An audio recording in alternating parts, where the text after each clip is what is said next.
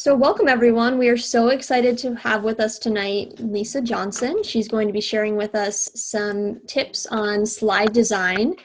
She is an Apple Distinguished Educator and lead PBS Digital Innovator for Texas.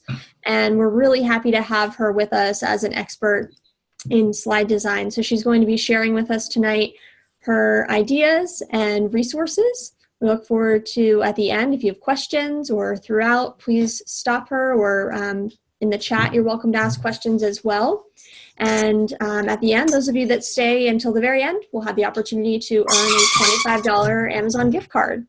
So Lisa, we'll pass things over to you. Thank you so much for being here tonight. Okay, and you can see my deck, yes? Okay, cool. So these are kind of the four categories I'm going to focus on: the color pairing, visuals, organization, and then delivery. And what I think is really important is just some things that might seem obvious. I never know, like what's obvious to me might not be obvious to other people, and vice versa. So I try to kind of just be as comprehensive as I can and kind of go through these. So, simply sophisticated slides. I love alliteration. You can find multiple resources, and I'll also share some links at the end as well. But my website is techchefforyou.com. I was talking earlier to Sarah. I actually was born in Pennsylvania. So it's a lovely, lovely state. I love Pennsylvania. It was just a little too cold for my parents at the time. And so we moved away from Pennsylvania when I was really young. But I always enjoyed going back and visiting. So I wanted to start off with just a little bit of kind of context to, I've been teaching slide design to students and, students of all ages since, I don't know, 4, 5, 6 years now, middle school, high school, and then adult learners as well. And what's really interesting is, if you're familiar with Nancy Duarte or not, that's okay.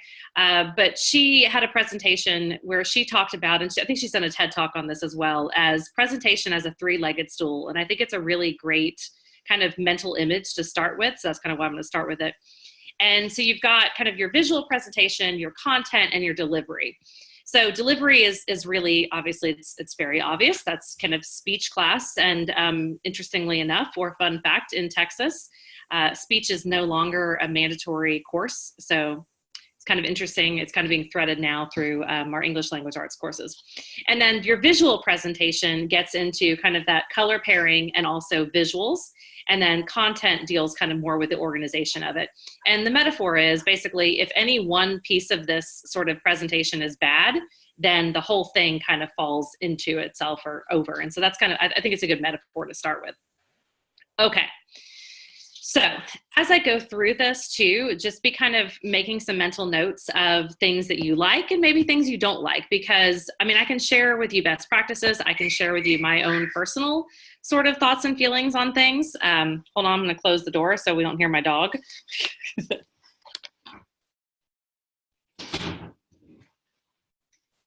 Can be loud and just bark at anything. So be thinking about things that you like and don't like, because, if you like them, then it'll be kind of fitting more with your style and it'll resonate a little bit more with kind of what you like to do. So the first thing I want to talk to you about is color pairing. And I get really jazzed talking about this. I've talked about color to students quite a bit. And when I talk to students about it, I normally just talk about the color psychology piece, which is kind of that bottom one. But when I was thinking about talking,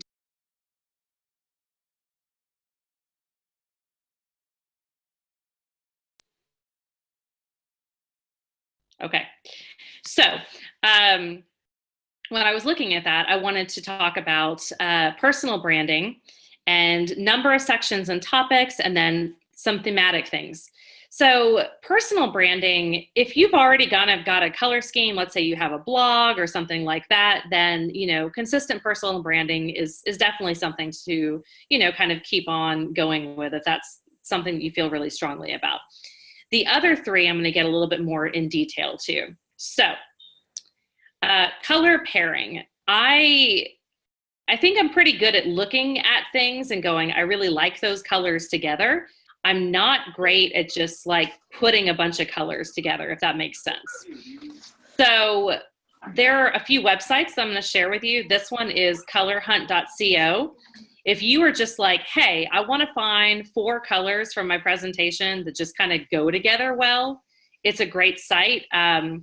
It will actually give you the HTML color codes for all of those colors, so you can put those into pretty much anything. You put them into Google Slides if you want to use Google Slides. You can use Canva if you want to do that. And what I'll tell you too is pretty much everything I'm sharing with you, yes, I build this in Keynote, but pretty much everything I'm talking to you about today, it has very little to do with Keynote or any of those. It's more just, and whether you use Canva, you could use PowerPoint, you can use Keynote, you can use Google Slides, it doesn't matter. They're just kind of some common sort of things that people can do. There's another one, it's called Coolors, or yeah, I think I'm pronouncing that correctly. And same thing, it'll give you color palettes, and then you can go in really easily and take those HTML color codes and apply them to pretty much anything you want to do. So those are a few. Same thing, Adobe Color CC has some great sites, and then they have color patterns. So if you're like, ooh, I really like that sort of palette, that's what I'm going to use for this presentation, then it's a nice way to easily pair colors together. So the other thing that I want to show you is HTML. There's a site called HTML Color Codes, and for some reason, I've drawn to either images or brands or things like that. This is a particular. It's a bottle of kombucha, as you can see, and it's kind of like that vinegar soda. And I don't know. I like the bottle. I like the color pairing. So you can take a picture and upload it to the site and then hover anywhere over the image and then pull the colors. So if you're like, wow, I really like that brand, or I really like how all those pictures or all those colors are in a picture, then you could do that as well. So I really like that site as well. And I use it, I don't want to say daily, but I use it probably weekly. You can also do this in Keynote, or really, PowerPoint, any of those that have a color picker. And then I'm going to back out just so you can kind of see this here. So if I had something here and I came over here to my color picker and I said, you know what, I want this particular shade to be, I don't know, that right there, then it is. And it's pretty easy to do that sort of thing. So I don't do that for every slide, because if I matched it to every slide, it would look kind of funny. It wouldn't have a whole lot of consistency, but that's one way I kind of pair colors. So that's kind of just color pairing in general. Now I'm going to get kind of into thematic stuff. So something else I've been playing with, I had to put together a slide deck for our students, and we called it, I think it was called Augmenting Your Digital Life or something like that. And so we were playing with the idea of augment, and AU is basically gold on the periodic table. So I decided to make the entire the entire slide deck have kind of a gold sort of theme. And then I decided, okay, well, what colors go well with gold? And we kind of played around with that. So I kind of did a more of a thematic sort of thing to it. The other thing I'll tell you with these slides is I build all of my slides from scratch. I will pull sort of things from like Creative Market and stuff like that, and I'll show you that a little bit later, but I do build them all from scratch in Keynote. So what I typically do is I have like a main slide. I might have one slide that's for questions. I might have one slide that's just like images, and I might have one slide that's data. And as I do this over and over and over again, I get a good feel for what types of slides I'm going to need, and then I just basically build them as a template. And then every time I need a particular slide, I might change out the color or things like that, but it still remains the same. So you'll see here, and I'll go back so you can kind of compare, different color scheme, pretty much the same thing though. So on the front end, it takes a while to get kind of a theme going, but once you do, it's just like change colors and go. And so that's kind of something I played around with. This is another thematic slide I did. I do not draw any of these things. I am not that talented. So Creative Market is a website that I go to weekly. In fact, I'll show it to you towards the end. it's basically like an Etsy for digital stuff. So you could, in fact, go buy things there. You could buy backgrounds. You can buy all matter of different things. But every Monday and really every week, they offer 6 free things. Sometimes it's a font. Sometimes it's a background. Sometimes it's a graphic. And this was one of them that was free. And it had a bunny rabbit, and I'm kind of going into this whole Alice in Wonderland theme with the book and time management. So it just kind of, it worked for this particular presentation. But you'll see with those icons and the color scheme, it's pretty much replicated with the presentation you see now. This is another one, kind of I played with a theme. So when I talk about note-taking, I kind of talk about like old meets new, analog meets digital. And so I kind of played with like a funky retro sort of thing. All that pink and blue stuff you see came from Creative Market. I downloaded it, and then I just kind of matched the colors.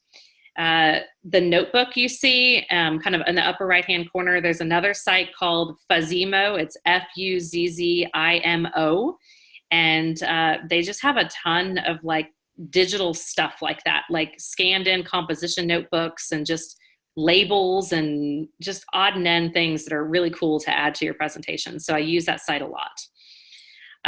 Okay, so kind of went through color pairing. I went through thematic, if you want to kind of go with a theme. And now I want to get into a little bit of color psychology, which I very much geek out over. So there was a research study that talked about if you add color to a document of some sort, it increases the comprehension retention by 82%. Which I think is kind of fascinating. And within 90 seconds of interacting with something, you've made a subjective judgment about it, and 62 to 90% of that subjective judgment, or not even subjective, it's almost like a unconscious judgment about it, is based on color alone. And so I'm really fascinated with color. Just adding a little bit of color, if you wanted to do kind of a black and white sort of thing, it just increases the odds that people kind of pay attention to that and they kind of hone in. So I try to use color purposefully when I use it. You can see here, you know, color, it's very obvious that that's 1 in 6. It doesn't, you know, I don't know if it's 1 in 6 people wear glasses, or, you know, 1 in 6 people, I don't know, needed to go buy glasses today, but you know, it's obvious that it's 1 in 6. I'll go a little bit deeper into color psychology because I think it's really fun, and then I'll kind of give you an example of how you might want to use it. So this is actually, oh, and I also use a lot of my own images. I'll take them around the house or things like that. This is actually a picture of my son's cars in his room. We have a lot of Hot Wheels cars. So if you just Google color psychology, or, you know, like psychology of color and branding and things like that, I'm giving you just a quick kind of overview of these, but red you typically use, you know, to ignite, kind of talk about something very passionate. It also increases the heart rate. So, you know, it's kind of something to think about when you're using that color. And then yellow on the other side grabs the audience's attention. You know, it's something that highlights key points, things like that you can see there. And then green promotes discussion. It's also kind of obviously an eco-friendly color, but it's a very like calming color. So, and then blue, I don't have up here, but blue promotes trust, and it's also a very calming color. And then purple kind of is one of those colors, because it's not often found in nature, that it stimulates creativity. So how I might use this, and how I've actually seen people use it, is, let's say you had a presentation where maybe you're talking about problems that, you know, you encountered. And so your slides might be red and black and white as you go through talking about all of these problems. And then as you ease into talking about maybe the solutions for those problems, then your slides might be blue and black and white. And so just kind of playing around with those sort of things I geek out of it. I think it's just the best thing ever. Some other things about color that even I have to be reminded of is, you know if you're going to be, and if you are presenting, know if you're going to be, what type of room. Like sometimes they'll have you in a room where they cut the lights. Sometimes it'll be, you know, the lights are on, just kind of things like that. Black backgrounds are really great if the lights are going to be dimmer. White backgrounds are better sometimes if the lights are going to be on. And then I just thought it was kind of interesting. All of Apple's slides are always black with the white writing. And for fun, if you ever pay attention to this, I really think that somebody dresses them with a certain color palette to make sure that they like pop against their slides. I don't know. It's just something I find to be intriguing. Something I've seen with students, but I've also seen, because I make the same mistake, I build everything on my computer and it looks, awesome and the colors are vibrant. And then I go plug it into a VGA and that purple on black can't be seen in the lights, or that green on white looks like it's dancing off the page. So it's just stuff like that. You can't always check it on a projector, but I try not to choose colors where I feel like they're going to clash or be too close to each other, like blues on blacks. I try to do like a lighter blue or something like that, just to be on the safe side with those. So I'm going to pause for a second and just kind of, something I do is a summary. So basically, if I have multiple sections to my presentation, I try to do kind of a quick summary slide. And so this is the summary of color pairing. I'll take a few questions if we have time, and then I'll pop into the next section if that's okay. Absolutely. What questions do we all have?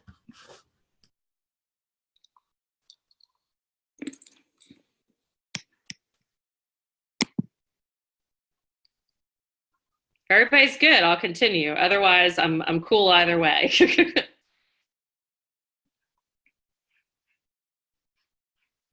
All right. I'm going to move on in the interest of time, but if you want to type the questions and then Sarah, you can just read them off to me if that works easier. You bet. I can do that too. Okay, so organization.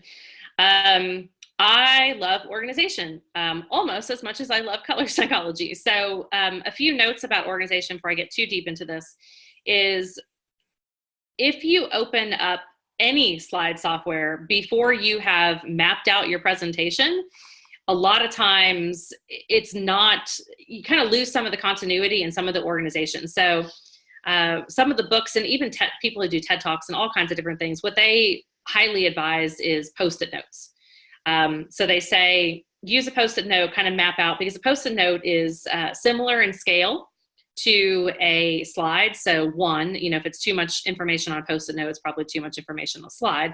But also, Post-it notes aren't necessarily linear. So I can figure out like, all these are going to go in this section, all these are going to go in this section, all these here and all these here. And then I can go linear. So I try to, and sometimes it's not Post-it notes. Sometimes I just kind of map it out on a sheet of paper. But I try to kind of do a brain dump before I get into the slides, because then I feel like it's a little bit more organized when I do get into the slides.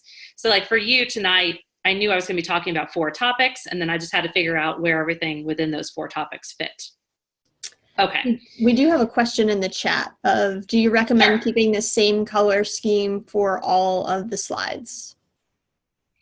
I think you should have to a degree. Yeah. Like I think you should probably keep it to about 4 or 5 colors most. You can see some of mine are black backgrounds and then some of them are the colored, but I try to keep kind of a consistency to it. It's hard sometimes too, if you have a co-presenter and your co-presenter has created, and you're not using Google Slides, something like that, and they're like, I'm going to pull up these and I'm going to pull up these, and they look completely different. But yeah, I just try to kind of keep a consistency to it, because I think when you're trying to give out new information, which obviously isn't new to you, but it's new to the audience, then anything that doesn't have kind of like a congruence sometimes throws people off, especially people, like myself who has ADD. And then I'm just like, why is that color different than everything else?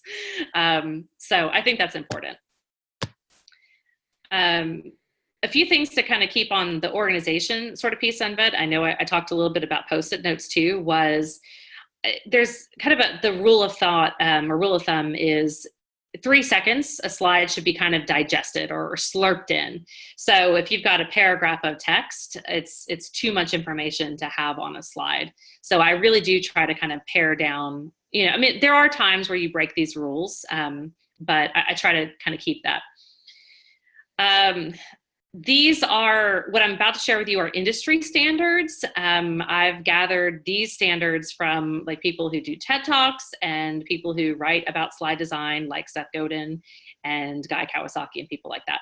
So 30-point font is typically the minimum font to use on a slide for a variety of reasons. One, because it's hard for your audience to see anything smaller than 30. And two, if you write in less than 30-point font, you're going to end up putting just a bunch of stuff on the slide. That 30 on my screen is probably actually a 60, if not larger. Something else is about 15 words per slide. I mean, again, you break these rules as you need to, but that's just kind of a guideline. I try not to have paragraphs on my slides, unless I was showing like a student work or, it had to be like a specific quote. I try to keep about 6 bullets or so on a slide. Again, there's times where you break this, but too many bullets, it's almost like, well, let's move these to the slide or let's like pare down this information. I have an English background too. And so I think, if you think about slide design like writing a good paper, then I think all of this kind of makes sense. And that kind of comes into the last one, which is 1 main idea per slide. So if you have kind of 3 main ideas on the slide, it's too much information. It could either be 3 slides or, it ends up being, kind of paring it down.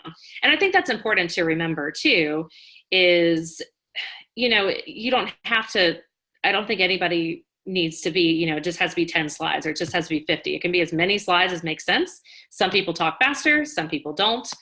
Kind of create it to work for you.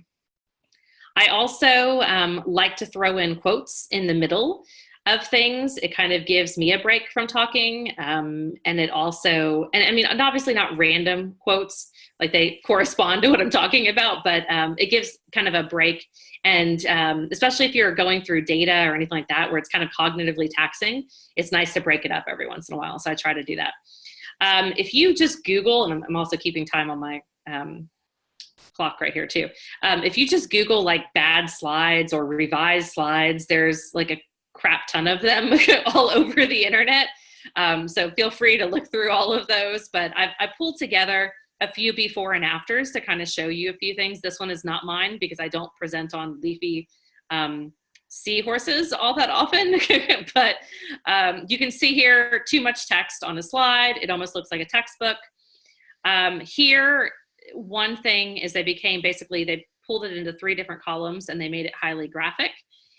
Here, they just pared down the text. And then here, they did a full bleed visual and then kind of split it up. And I'm going to take it to the next slide so you can see that. And so what's interesting is most people, if you ask them, find the very last slide, the highly visual one, to be the most interesting, but most people design slides probably like the middle one. And so just kind of being, and by no means does every slide need to be that highly visual. It just kind of has to make sense for things, but I think it is beneficial to see some of these. This is a fantastic sort of thing to keep in mind. Guy Kawasaki says slides are to lead, not to read. And he also talks about the fact that your audience can read faster than you can speak. And so if they've read your slides, they're waiting for you to say something about it. And, you kind of don't want to lose them. Here's another example. The slide up top is, and these are my slides. Well, the slide up top was the slide that I was given. So it's text heavy. I mean, it's fine, but it's text heavy. And so all I did is I took each bullet and turned it into its separate slide. And then I played with color blocking, which basically is just dividing each one of those slides either vertically or horizontally. You saw me do it horizontally, or sorry, vertically when I did like the thumbs up and the thumbs down slide. Here it's a horizontal color block. If you're using Google Slides, they have a template that is color blocked in every, or they have a slide that's color blocked in every single one of their templates. So that's kind of organization in a nutshell, kind of creating those slides, including quotes and kind of visually organizing some slides. Any questions in the chat, Sarah? Not so far. It's just been people kind of chatting about some of the thoughts that you've shared, agreeing. Okay. Oh, that's good. Cool. So I'll move on to visuals. I really like Magic Move, by the way.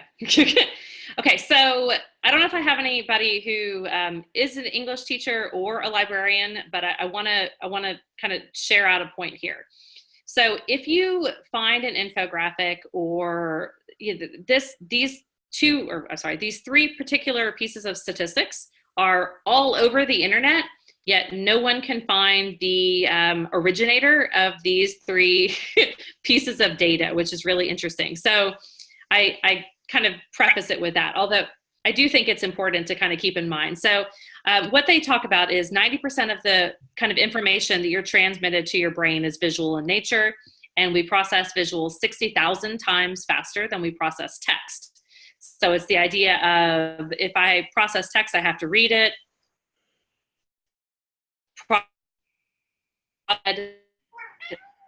visual, and then the 40 will learn better when you code. So when put a visual paired with enough, a survey that said that 84% of our communications will be visual by 2018. A lot of that was video they were including, but I thought that was really interesting. So I try to make my slides as visual as possible. You'll also notice that when I have a data slide, even though this data slide is part of the visuals, and it has a different color, it looks exactly like the other visuals. It's called kind of like the anaphora of, like, when I see it again, or anaphora. I always confuse the two, but not the two, I confuse the pronunciation of the two. But it's that idea of kind of a visual repetition. So when I see that, I know I'm going to be talking about data. Oh, I remember we talked about data in the last one. And so it's just kind of something I like playing with. Okay. So here, again, not my slide, I pulled it from somewhere else, but it's a great example. So when you use stock kind of PowerPoints and keynotes and things like that, the backgrounds are fine, but sometimes they actually go against what you're trying to share. In this case, like, drought is not leafy and purple. And and you can see, writing 99.8% versus showing 99.8% is a very different thing. And then including a picture of it. So just kind of be thinking about that sort of piece. Here, a few things to think about. Not 1990s clip art, not where I was going with this, but if you look on the right-hand side, obviously they pare down the text, they have a full image. And then there's a few things I really like about this. So one, you have that 150,000 in green. So it's the idea of kind of like visually highlighting text that you want to stand out to people, because I'm instantly kind of, and it could be a word, it could be a piece of data.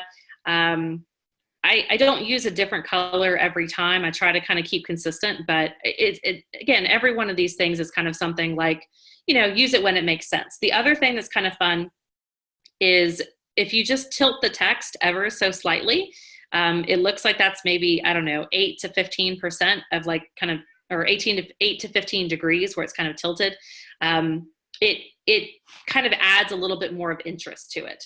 So little things like that are really easy to do in any software that you have. Here's a few examples of before and after slides, kind of back to that AP one that I kind of put together. So the top slide is the original slide that I was given, and it was a lot of information. What I did is I broke it down into 2 slides, and I did that for a reason. When you ask a rhetorical question and you answer that rhetorical question on the same slide, it kind of takes away the curiosity of the audience, and it's something simple to do. So, rather than ask a question on the same slide, I'm going to answer it, I just break it down into 2. And then you'll see here, I use the Noun project, although now Keynote has quite a few, if you're using Keynote, Keynote has, I don't know, 500 some odd icons that are free. I still like Noun Project because it has so many more and I can kind of play around with those, but I like using icons to represent things and kind of that dual coding sort of piece. Something else to keep in mind, I've been playing a lot with kind of Instagram and images and pairing them with text. So everywhere else I'm Tech Chef for You, but on Instagram I'm Note Chef for You, because I deal on that particular account. I talk more about note taking, readers' notebooks, writers' notebooks, books I'm reading, nonfiction, fiction, things like that. So I was playing with images and text, and Adobe products are fantastic for this because they have a lot of free images within those. And I'll just show you kind of the difference between this. So when you're playing with pairing images with text, really think about what you're going to say, because here on the left, that image, even though it's the same bit of text, it has a kind of a darker feel. It has a feel like, maybe we're not past that sort of, thing that's happened in elementary or middle school or high school. Whereas the particular one on the right has the playground feel. So it's kind of like reminding us that this had started in, possibly elementary, middle school, high school. And then also you have two women and they look like they're getting along. So it's kind of moving forward.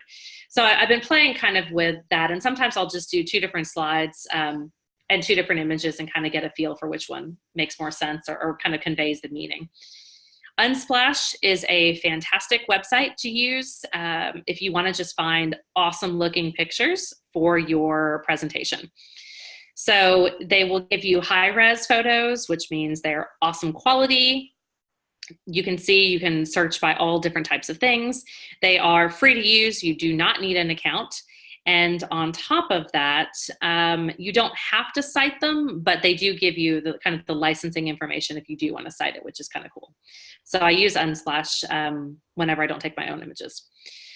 A few other things I kind of like playing with are just different ways to do bullets. I mean, there's so many different things that you can do in Keynote and Google Slides and PowerPoint and Canva.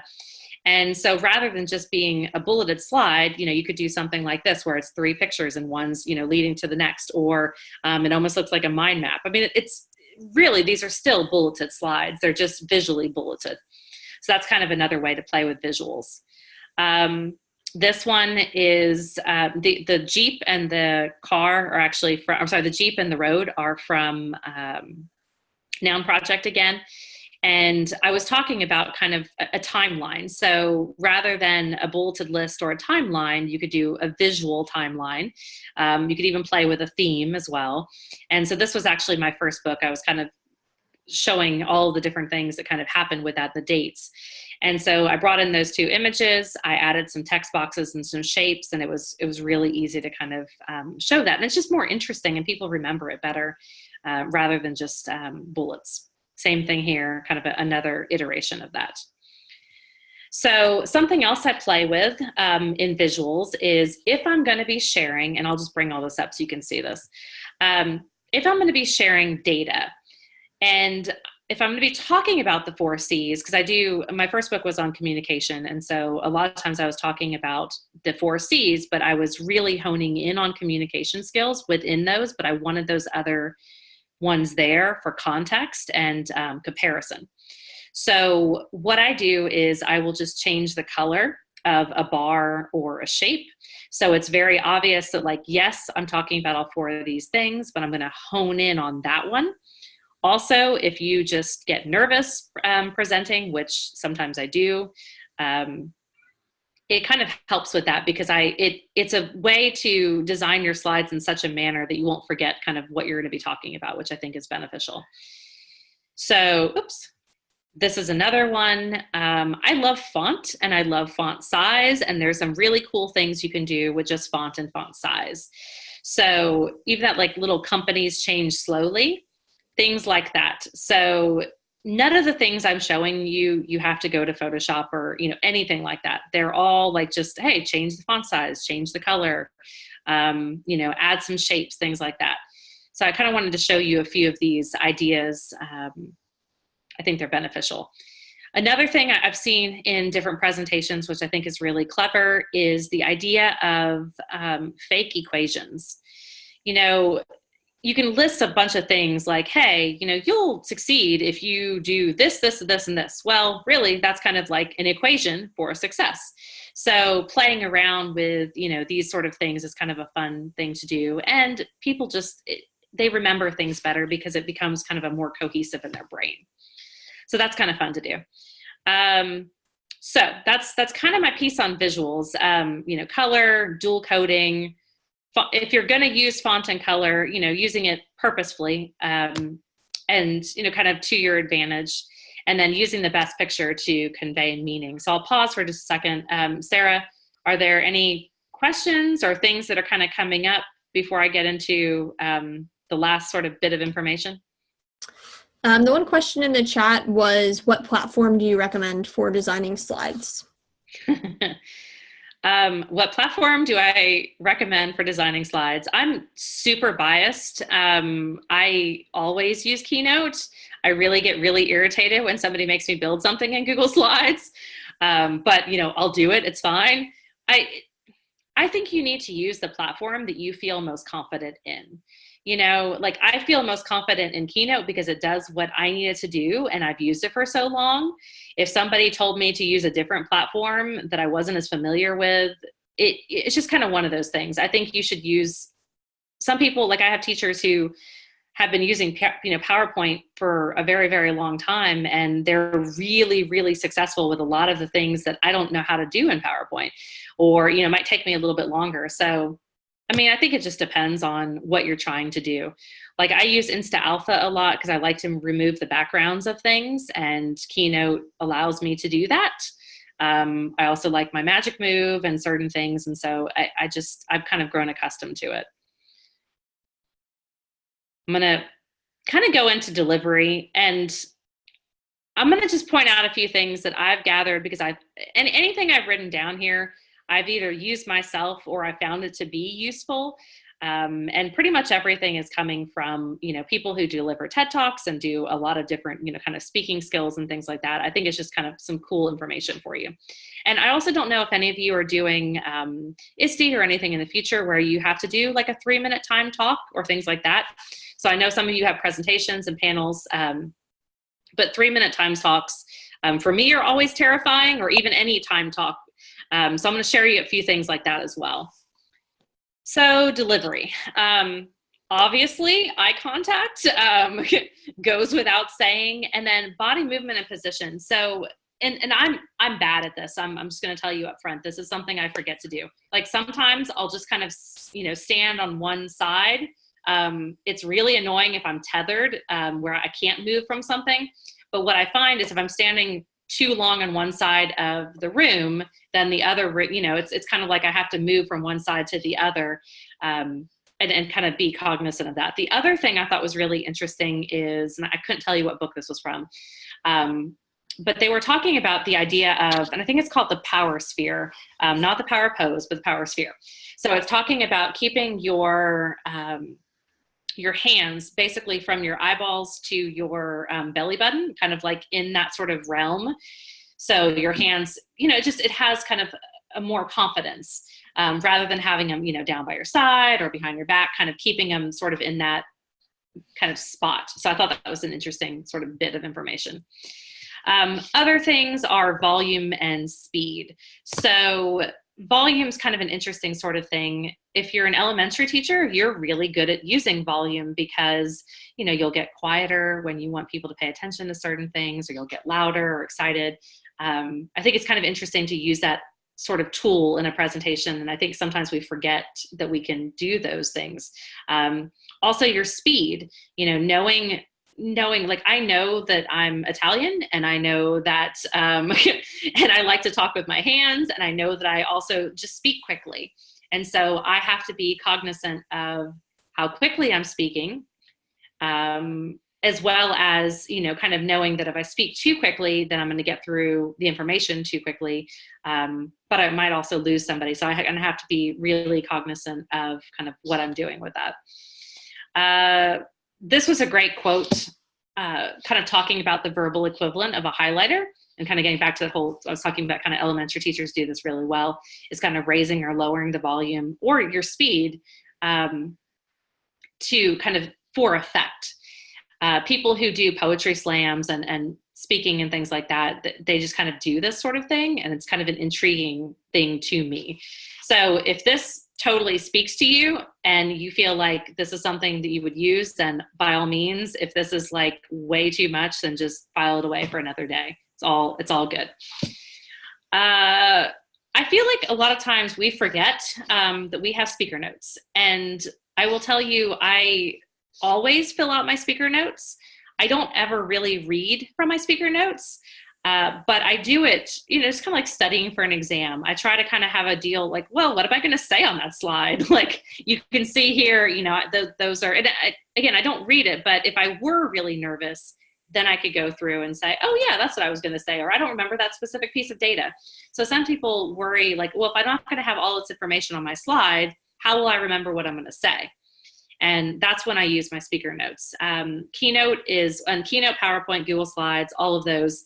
You can do a variety of different things. You can either like see the next slide, you can see your speaker notes, whatever works for you. If you're speaking, some rooms, depending on what you're doing, will have, like a confidence monitor set up for you, like a little screen. It just depends on what you're doing. So I think this is really kind of cool, and I absolutely stole it. So I read this book called Long Story Short by, I think it's Margot Lehman. And she, I don't know if any of you ever watched the show Girls. There was, towards the end of season 6, the main character did The Moth in New York, which is 5 to 7 minutes of live storytelling. And so this lady who wrote this book, Long Story Short, which is the blue cover, not the other one you'll see, she basically trains people to do speaking and specifically live storytelling. And the 5 to 7 minutes are no slides and no notes, which is really intriguing to me. So if I'm ever doing a presentation where it's a timed presentation, which you may or may not do these, but I like to share this information. Every time I do a time presentation, 3 minutes, 5 minutes, whatever, it's like terrifying to me. It's terrifying because I'm worried that I'm not going to fit into the time. I'm going to forget something. I have to be so like one thing after the other, but like not necessarily memorized. And so what she does is kind of like a word set list, just like a band has a set list where they have essentially on stage, like these are the songs and this is the order we're playing this. This is essentially what I do. And I've shared this with students who get nervous when they present, and some of them really gravitated to this. So the idea is you choose one word that you're going to kind of memorize for that slide. So, in this bottom kind of right-hand corner, you can see the word was obsolete. So when that slide comes up, I say, you know what, this is a phone, you can see that, these technologies might become obsolete or are already obsolete, but, my son graduates in 2025 and I want him to be successful with whatever tools he has in his hands. And so I know if I can remember that one word, I can remember everything else that comes on that slide. And so that's just kind of a trick that I've played with. I don't use it all the time. I use it on things that I feel like I'm going to either get really nervous or I just won't remember what I need to say. The other thing I do, and you might like this was me super nervous on the ISTE stage in, I think it was Denver. So it was a 3-minute presentation. They kill your mic at 3 minutes. And during rehearsal, everything went really well. And then during the live event, my clicker stopped working. And so I had to say slide every time I needed them to transition the slide, which was like, not only is it already terrifying, now I have to say slide like every single time. But something that I do to remember what I'm going to say, and also just to kind of alleviate some of the stress, is I create visual breadcrumbs. And essentially what that means is I don't use transitions unless they have a purpose. So I only use transitions. So for example, before I kind of get into this, if I have like 6 bullets and I'm just going to kind of show the audience that, I won't have them come out one by one. I'll just be like, hey, these are 6 things. If I plan on actually talking through each one of those points, then I'll bring up 1, then I'll go to the next one, and so on and so forth. So the audience isn't reading ahead and getting bored, and then I'm also pacing myself. So what happens is this slide is the full slide, and I'm going to come over here so you can see. So what happens is you see this picture of me come up, and I say, think back to your high school days when you had bangs and, you know, whatever. And I'll say, what formats of communication did you have? And then the envelope comes up, and I said, you know, handwritten letters. Then the computer icon comes up, and I say AOL chat rooms, pager, pagers.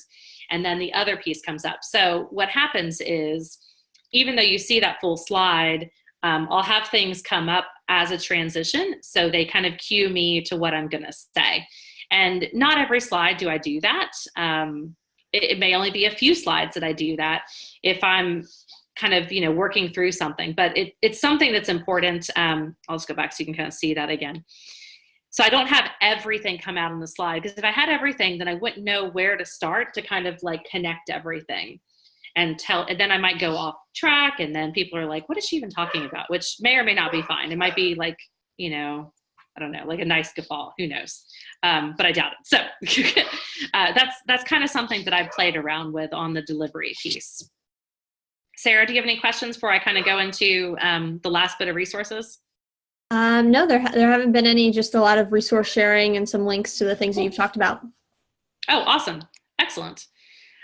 So I'm going to show you this. I absolutely stole this from Adam Bello, and I think you should, I'm going to say steal with care, but kind of like if you've read any of the Austin Kleon books, the whole like steal like an artist is the idea of, if you see something in somebody's slide design that you're like, that's a really awesome idea, like you can adapt that for your own use. So for example, on the right-hand corner, you saw like I basically used tabs almost like chapters so people could kind of follow along with me. I saw that several years ago, and I was like, that is the most brilliant thing ever. I'm totally stealing that, and I'm going to use it forever. And so those are certain things that I've kind of adapted to, you know, work for me. These are questions I get a lot, you know, asked. What do you use? I typically use Keynote for my Mac. I typically use widescreen and not kind of the traditional backgrounds. I'll take you out to Creative Market in just a second. I have a few fonts you'll see. Ooh, I forgot to tell you about this. Oh, you're gonna love this. Hold on, I gotta get out of this so you can see this. I totally forgot to tell you. Okay, super excited about this. So, and the fact that I just get to say the word font family, like that's kind of fun. So, so if you're like, I don't know what fonts to use, I like to use fonts that have a large font family. So what that means is, you can see right here, Gill Sans particularly has essentially 1, 2, 3, 4, 5, 6, 7, 8, 9 different variations of the font. So some fonts are just like, well, you can do regular, bold, or italics, and that's it. This one has so many different ones, so I know they're all going to kind of go nicely together. You'll see on the Anafont one that I have, it only has italics, which is kind of annoying.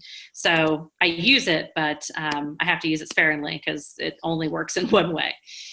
Font sizes, you'll see I have a variation. The only thing that is 15-point font is my citations, because really my citations aren't typically meant for like the audience necessarily to read. They're just meant to be on the slide, and then if I share out the PDF of it or whatever. Transitions, magic move, things like that. 56 slides, in case you were wondering. And I will take you to Noun Project and kind of show you those real quick. And then that's my color scheme. And I stole this idea of sharing all of this out from Adam Bello, who is awesome. Oh, actually, I forgot to show you this first. You know what? Nope, we'll pull you out here. It's fine. So I'm going to take you to Creative Market, which I feel like I had on one of my tabs, but maybe I don't. Okay, yes, I do. So in a moment, when it loads, you will see this week we have 6 free goods. And then I downloaded Winter in Scandinavia. I don't know, because it looked pretty and I like the colors. But you can kind of see here, I'm already kind of logged in. You can see what it is. I got a bunch of like random backgrounds and different things like that that I could use. These are just product shots. But really, you can look and get whatever you want. If you want to pay $15 for something, by all means, you could use it forever. But I like to get things free. So every Monday I just sign up, and then I get my free stuff, and then I just use it. And I have a lot of this. I've been doing it for a while. The other one I'll mention is Noun Project, and I'll just look for something like iPad, whatever. So you can have a free account to Noun Project, as I do for Creative Market. You can have free accounts in Noun Project, and if you have the free account, you can decide to pay for an image. $1.99 gives you the image like free to use whenever, but you can also, without any watermarks or anything like that, but you can also just download these. If you don't want to pay for anything, then it will not watermark it. It'll just have like a Noun Project icon created by, like, underneath the icon. And so if you were using, you know, appropriate Creative Commons and whatnot, you could just use that. So you could still use everything. The other thing I think is really cool is I could come in here and basically change the color. Apparently I didn't like when I did that.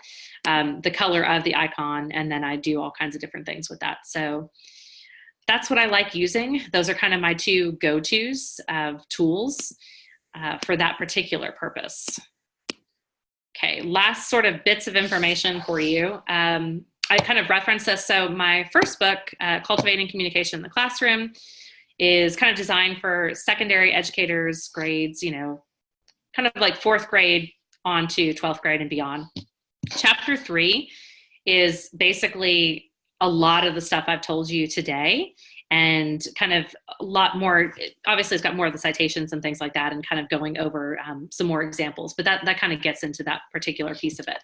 And then this was coming out the end of January. This is with Dave Burgess, and Creative Productivity. It will have 6 different chapters. It talks more about personal and student organization, managing time, also kind of a very similar audience. Gets into note-taking and kind of styles and strategies, gets into goal setting, digital distractions, avoiding procrastination, reflection, reading retention, and kind of readers' notebooks and things like that. So I just want to let you know that those are there. And I have a link for you. I've done this presentation in a variety of ways. Like, this one is unique because I added a little bit more kind of for you as the adults, and kind of what you're doing. But I have a variation of it. And I will send you the PDF of this, Sarah. I'll send it to you, and then you can send it out to them. But I have this as well if you want to hang out and kind of check that out. And I'm going to pull it up so you can kind of see. And then I'll pull it back over there. So I'm just going to close these random pop-ups. So these are the slides. Pretty much everything. You might see some things that are slightly different here, or some slides that I've added that, you know, and obviously a different color scheme, but you can kind of see that here. And then the other thing I'll mention on the slide share is if I do have a link to something, like these are all live links, so you can go and find out where that research was. There's a blog post on it, and then these are different resources. I also have some infographics, and then I have 2 Pinterest pages. One of them deals with visual literacy and presentation, and so anytime I see anything on color psychology or anything like that, I've kind of pinned it and put it there for you. So those are a variety of resources available to you, and I'll bring the slide back up again. So if you want to check that out, those are already there for you. All right. Sarah, questions, thoughts, feelings?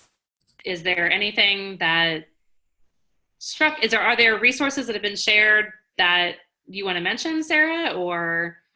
A lot of it was like, if you shared a book, people found the link. Oh, cool. I had posted. Oh, good. I had posted the education version of Noun Project for people to understand. Yes. the $20 a year. Yes. But you're getting a lot of great comments in the chat. I will make sure that I post the link. I'm also posting the link to a few upcoming things for our organization. So we'll get back to questions in a moment, but before everyone heads out, I want to make sure that everyone knows that PACT is offering the ISTE certification in Bethlehem, Pennsylvania at the end of March. It'll be the second location where the ISTE certification is offered, and we're really, really excited to be able to offer that to members and non-members, but at a discounted price for our members. So please make sure you check out that link. We have some of you with us that are not members that are here joining us as PACT presenters. So if you liked what you saw tonight, we have monthly webinars that are offered as just a small portion of the membership benefits. Really, there's quite a few benefits. So that link is on there as well. And if you have questions, you're welcome to respond to the email. I would be happy to answer those for you. But are there any other questions for Lisa?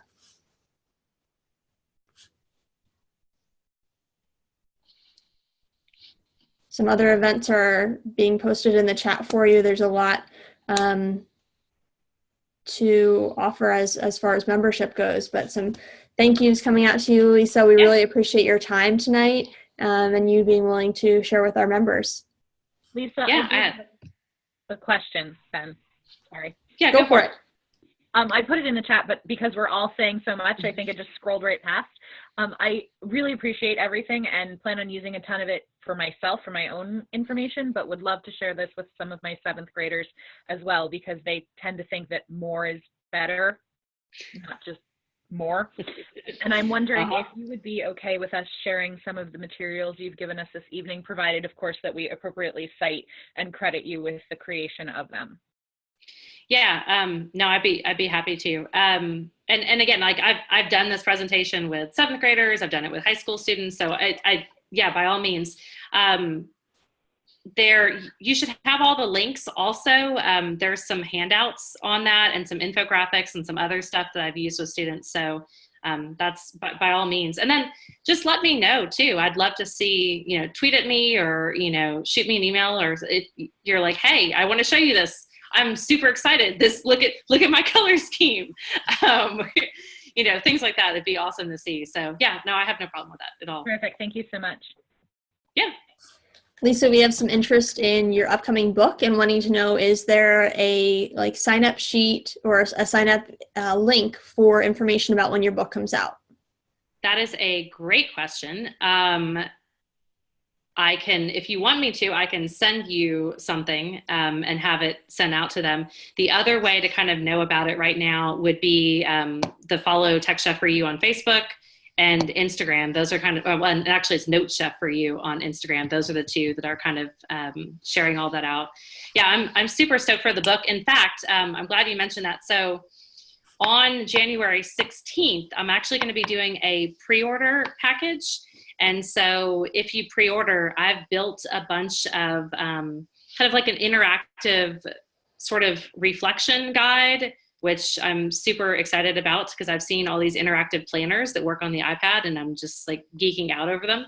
So I'll have that as well as like habit trackers, mood trackers, reflection, a lot of like PDF handouts and things like that that you'll get for pre-ordering the book. So if you want, I'll just send a link to sign up for that. Will that work, Sarah? Yeah, that would be great. I'll send that out to anyone that's attended tonight. Okay, yeah, I'll do that. Some comments about needing to scribble really fast. I think that's a great thing to have so much content. If you're wanting to access the recording of tonight's webinar, that is available as a membership benefit. So we'd be happy to make sure that you get that recording. If you're not a member, if you want to send a link in the chat, I can give you your name in the chat. I'd be happy to send you more information on that and stay around to answer questions. Any other questions for Lisa? All right, thank you so much for your time tonight. What I'd like to do is take over the screen and be able to share with you the spinner so we can raffle off our $25 Amazon gift card, and maybe you want to put it to use pre-ordering Lisa's book, perhaps. Let's check it out here.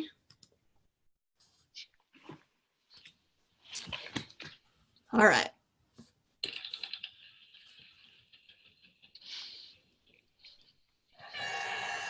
John.